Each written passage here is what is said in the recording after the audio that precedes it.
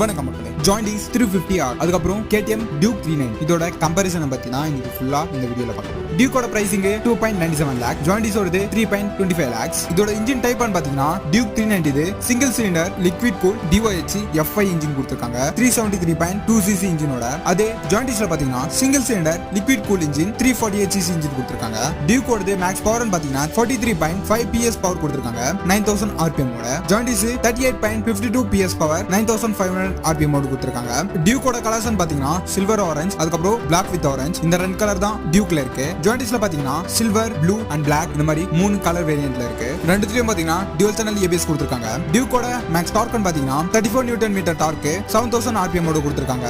ஜாயின்டிஸ் 32.8 Newton metre dark 7500 RPM ஓட கொடுத்திருக்காங்க. ஜாயின்டிஸ் ground clearance பாத்தீங்கன்னா 152 mm தந்திருக்காங்க. டியூக்கோடது 151 mm கொடுத்திருக்காங்க. ரெண்டுத்துலயும் பாத்தீங்கன்னா TFT டிஸ்ப்ளே கொடுத்திருக்காங்க. இந்த ரெண்டு வண்டியோட